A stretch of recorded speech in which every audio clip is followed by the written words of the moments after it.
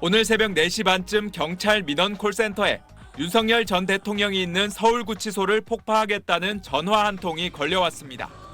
경찰은 신고 접수 50여 분 만에 경기 안양시에서 공중협박 혐의로 50대 남성을 긴급 체포했습니다. 국내 허위 테러 협박범들에 대한 신속한 체포가 이어지고 있는데 최근 잇따라 테러 예고 팩스를 보낸 인물의 신원은 확인되지 않고 있습니다.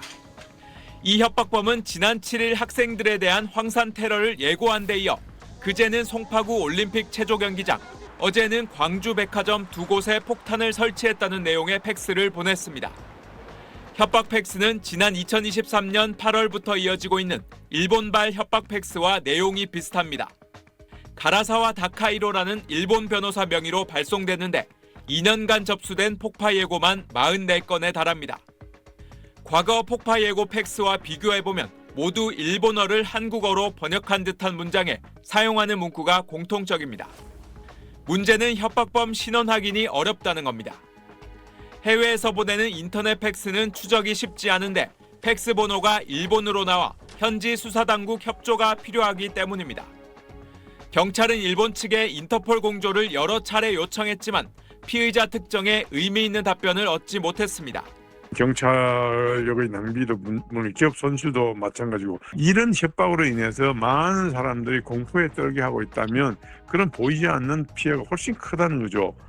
허위 테러 협박범들에 대한 강력한 형사처벌과 거액의 배상금을 물려야 한다는 의견 속에 경찰은 일본 경시청과 공조회의를 곧 진행할 예정이라고 밝혔습니다.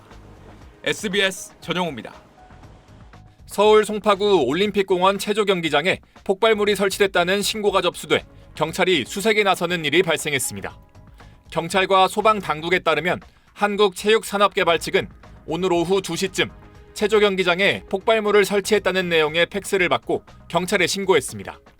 이 팩스를 보면 체조 경기장 안 여러 곳에 고성능 폭탄을 여러 개 설치했다며 폭발 시간은 오후 4시 43분부터 8시 10분까지라는 내용이 한글과 일본어로 함께 쓰여 있습니다.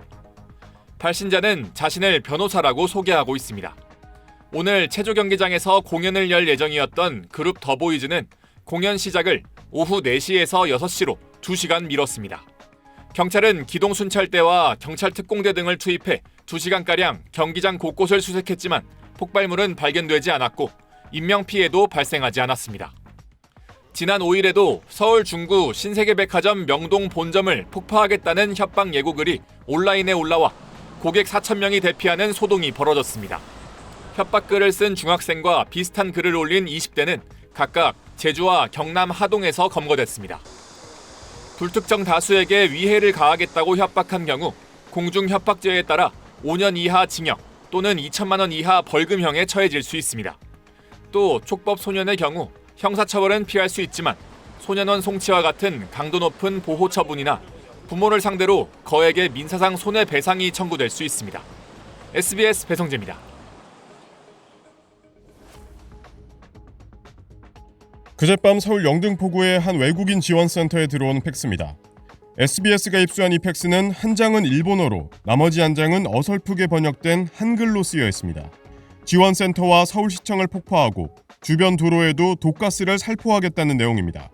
작성자는 일본 변호사 가라사와 다카이로로 돼 있고 주소는 일본 도쿄의 한 법률사무소로 적혀 있습니다. 테러 협박 팩스는 어제 오전에도 들어왔습니다.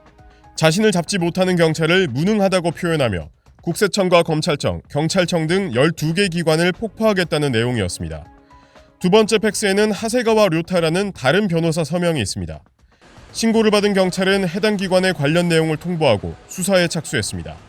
팩스에 쓰인 변호사들은 실제 일본의 현직 변호사지만 전화번호와 이메일 등은 모두 가짜 정보로 조사됐습니다. 경찰은 지난 8월 잇따랐던 일본발 협박 메일 사건과 동일 범일 가능성이 크다고 보고 있습니다.